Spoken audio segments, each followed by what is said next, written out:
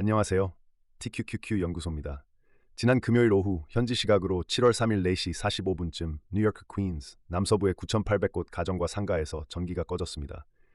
벼락이 떨어진 것도 변압기가 폭발한 것도 아니에요.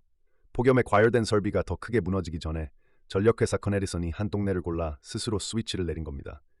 사고가 아니라 결정이었다는 얘기죠. 그리고 같은 주 워싱턴에서는 미국 정부가 서명 들어간 문서 한 장으로 또 다른 순서를 정해버렸어요. 전기가 모자라면 가정집 에어컨디셔너보다 인공지능 데이터 센터를 먼저 끈다. 에어컨디셔너와 인공지능이 같은 콘센트를 놓고 맞붙었는데 정부가 에어컨디셔너에 손을 들어준 겁니다. 오늘 이야기는 이 두 장면에서 출발합니다. 전기가 모자라는 세계에선 누군가가 누구를 끌지를 정해야 한다는 것. 나스닥을 밀어 올려온 인공지능 랠리가 지금 어떤 물리적 상한에 부딪히고 있는지, 그 상한이 만들어내는 다음 돈의 흐름은 어디로 향하는지, 나스닥 위에 얹힌 TQQQ를 들고 계신 분들한테 이건 남의 나라 정전 얘기가 아니에요.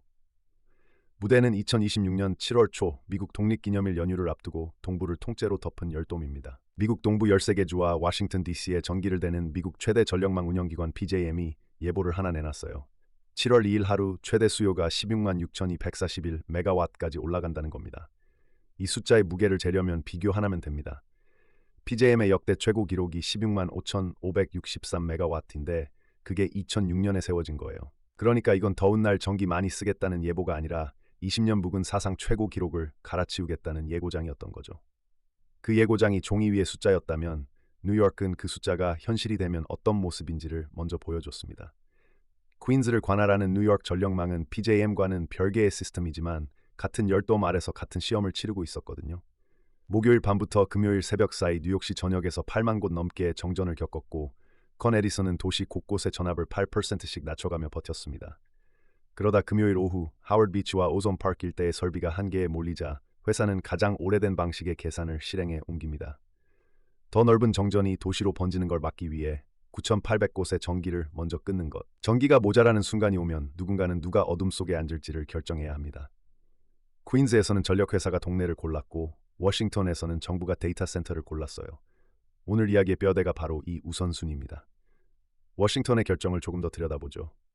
크리스 라이트 미국 에너지 장관이 6월 30일 연방전력법 202조 시항에 따른 비상명령 2건에 서명했습니다. 202조 시항이 뭐냐면 전쟁이나 대형 재해 같은 비상 상황에서 연방정부가 전력 시스템에 직접 개입할 수 있게 해주는 조항이에요. 평시에는 꺼낼 일이 거의 없는 서랍 맨 안쪽의 도구인 거죠. 첫 번째 명령의 내용이 바로 앞서 말씀드린 그 우선순위입니다. 전력 소비가 50메가와트를 넘는 대형 수요자, 사실상 인공지능 데이터 센터들을 콕 집어서 비상 신호가 떨어지면 15분 안에 전력망에서 빠져나가 자기 백업 발전기로 갈아타도록 강제할 권한을 PJM에 쥐어준 거예요. 두 번째 명령은 정반대 방향으로 갑니다. 발전소들이 오염물질 배출 한도 같은 환경 규제를 한시적으로 넘겨서라도 최대 출력으로 돌 수 있게 빗장을 풀어준 거예요. 수요 쪽에서는 인공지능을 밀어내고 공급 쪽에서는 규제를 접어두고 한쪽을 끄고 다른 쪽을 쥐어짜야 할 만큼 전력망이 벼랑 끝까지 갔다는 얘기입니다. 진짜 무게는 비상명령이 아니라 그 20년이라는 시간에 실려 있어요. 전력 수요 기록이 20년 동안 안 깨졌다는 건 뒤집으면 미국의 전력 수요가 20년 동안 사실상 제자리 걸음이었다는 얘기거든요. 실제로 지난 20년간 미국의 전력 수요는 연평균 1%에도 한참 못 미치는 속도로 거의 평평하게 기어왔습니다. 곱씹어보면 이상한 일이에요. 2006년 이후 미국은 인구가 늘었고 경제 규모는 훨씬 커졌고 스마트폰과 클라우드라는 산업이 통째로 새로 생겼습니다. 그런데도 전기 사용의 정점은 20년 전 그 자리에 그대로 있었던 겁니다. 효율이 성장을 계속 지원했기 때문이에요. 백열등이 LED로 바뀌고 가전과 공장 설비의 효율이 올라가고 전기 많이 먹는 제조업이 해외로 빠져나가는 동안 새로 생기는 수요를 아껴 쓰는 기술이 그만큼 상쇄해 온 거죠. 수요 때문에 발전소를 더 지을 필요는 없던 20년. 미국의 전력회사들과 규제당국은 그 평평한 세계에 완전히 적응해 있었습니다. 그 평평한 세계의 문을 부수고 들어온 게 인공지능 데이터 센터입니다. 지금 미국에서 건설 단계에 들어간 데이터 센터 파이프라인이 140기가와트 규모로 집계돼요. 미국 전체 픽 수요가 760기가와트 수준이니까 20년간 멈춰있던 나라에 갑자기 픽의 거의 20%에 해당하는 새 수요가 줄을 서 있는 셈입니다.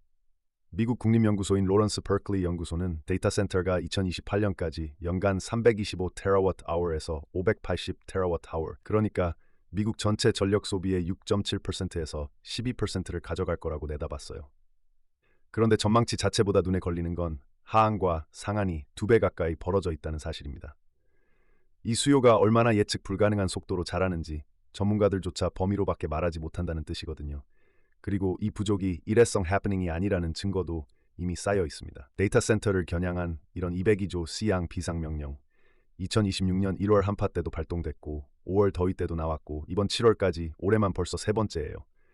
반년 사이 세 번이면 그건 더 이상 비상수단이 아니라 사실상 운영 절차가 되어가는 중이라는 얘기죠. 겨울에도 모자라고 여름에도 모자라는 그리드 위에서 빅텍의 천문학적인 컴퓨트 증설 약속이 착착 진행되고 있는 겁니다. 게다가 수요의 성격이 문제를 한 겹 더 무겁게 만들어요. 에어컨디셔너 피크는 하루 몇 시간, 한 해 며칠의 문제입니다. 그런데 데이터 센터는 밤낮 없이 돌아가는 상시 부하예요. 피크만 높이는 게 아니라 바닥까지 통째로 들어올립니다. 전력망 입장에서는 가장 부담스러운 종류의 손님이 가장 빠른 속도로 불어나고 있는 거죠. 그럼 이 부족은 어디에 가격표로 찍히고 있을까요? 첫 번째 장부는 용량 시장입니다. 이름은 어렵지만 본질은 보험이에요. 전력망 운영기관이 몇 년 뒤에 특정 시점에 발전소들이 대기하고 있겠다는 약속을 미리 돈 주고 사두는 제도입니다. 수요가 치솟는 순간에 돌릴 발전기가 없으면 안 되니까 발전 그 자체가 아니라 대기 상태의 값을 매기는 거죠. 그런데 PJM의 이 보험료가 지금 제도가 허용하는 천장에 붙어버렸습니다. 직전 경매가 1메가와트의 공급 능력을 하루 확보하는 값으로 329.17달러를 찍으며 당시 기록을 세웠는데 최근 경매는 아예 제도가 정한 상한선인 333.44달러에서 마감됐어요. 우리 돈으로 1메가와트 하루 확보에 약 50만 원, 경매 전체로는 16.4 빌리언 달러, 약 24조 6천억 원짜리 청구서입니다. 이 경매에서 PJM의 수요 전망이 한 해 사이 5,250메가와트 늘었는데 그 증가분의 정체가 거의 전부 데이터 센터였어요. 더 기가 막힌 건 그 돈을 다 쓰고도 PJM이 확보한 용량이 14만 5,777메가와트로 자체 예비율 목표에 6,625메가와트 못 미쳤다는 겁니다. 값은 천장인데 물건은 모자란 시장. 교과서가 말하는 공급 부족의 전형이죠. 그리고 용량 시장의 비용은 제도상 전기요금으로 회수되는 구조라 이 청구서는 13개 주 가정의 고지서로 번져갑니다. 데이터 센터 유치가 세수와 일자리를 가져오는 축복으로만 여겨지던 동네들에서 내 전기요금이 왜 오르느냐는 질문이 정치판으로 올라오기 시작한 배경이 이겁니다. 요금이 오르면 유권자가 예민해지고 유권자가 예민해지면 데이터 센터의 인허가와 전력 배정이 느려지고 그러면 컴퓨트 증설의 시간표가 밀립니다. 기술의 확장 속도에 평범한 가정의 전기요금 고지서가 변수로 끼어든 거예요. 두 번째 장부는 빅테크의 계약서입니다. 마이크로소프트가 펜실베이니아의 3마일 아일랜드 원전 1호기를 되살리는 20년짜리 전력 구매 계약에 서명했어요. 1979년 원전 사고로 세계에서 가장 유명한 이름이 된 바로 그 발전소입니다. 사고가 났던 2호기가 아니라 그 옆에서 수십 년을 무사히 돌던 1호기인데 이 원자로는 2019년에 경제성이 없다는 이유로 문을 닫았어요. 그 835메가와트짜리 원자로를 다시 돌려서 나오는 전기를 마이크로소프트가 20년간 통째로 사들이기로 했고 운영사 컨스텔레이션에게는 창사 이래 최대 전력 판매 계약이 됐습니다.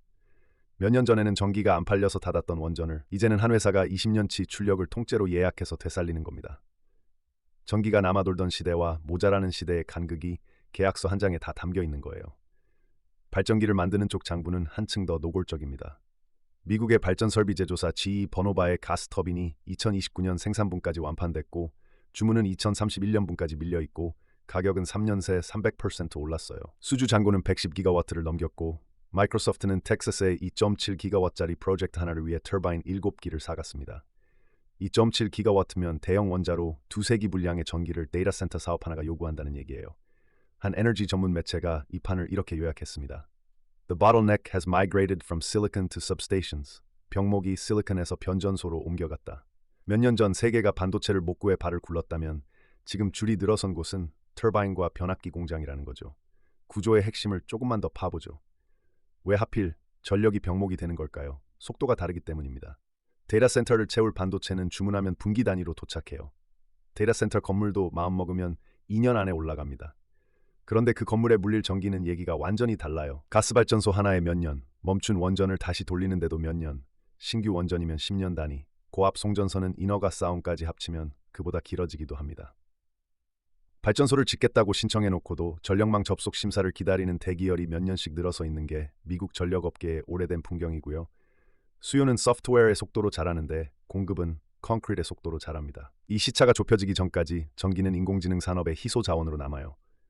그리고 시장에서 희소 자원이 된다는 건 그걸 진 쪽이 가격 결정력을 갖는다는 뜻입니다. 터바인 가격 300% 인상이 천장에 붙은 용량 경매가가 폐쇄 원전의 부활이 전부 같은 문장의 다른 표현인 거예요. 이 구조가 계속되는지 풀리는지는 멀리서도 확인할 수 있습니다. 계기판이 3개 있거든요. 첫째, 용량 경매 가격이 천장에서 내려오는지 공급이 수요를 따라잡기 시작하면 이 보험료부터 식습니다. 둘째, 터빈 제조사들의 수주 잔고가 몇 년치까지 밀려 있는지 이 대기줄이 짧아지는 순간이 병목이 풀리는 순간이에요. 셋째, 202조 시향 비상명령이 얼마나 자주 나오는지 발동 간격이 벌어지면 그리드가 숨을 돌리고 있다는 뜻이고 계절이 바뀔 때마다 나온다면 병목은 여전히 현재 진행형입니다. 이 3개의 숫자만 따라가도 이 거대한 이야기의 진도를 놓치지 않을 수 있어요. 그래서 이 이야기의 결론은 정전의 공포가 아닙니다. 우선순위의 문서화예요. 전기가 모자라면 인공지능부터 끈다는 정부의 서명을 뒤집어 읽으면 이렇게 됩니다. 인공지능의 성장 속도는 이제 GPU 출하량이 아니라 발전소와 송전선이 지어지는 속도가 정한다. 그리고 퀸즈의 어두워진 9,800곳은 그 우선순위라는 게 종이 밖으로 나오면 어떤 풍경이 되는지를 보여준 첫 장면이고요. 다음에 어느 빅테크의 데이터 센터 착공 소식이나 멈춰있던 원전의 재가동 소식이 들려올 때 이 문서 한 장을 떠올려 보시기 바랍니다. 나스닥 화면 속 종목들의 야망과 여러분의 TQQQ 곡선 뒤에서는 터바인 공장의 수주 잔고와 용량 경매의 가격표가 함께 움직이고 있습니다.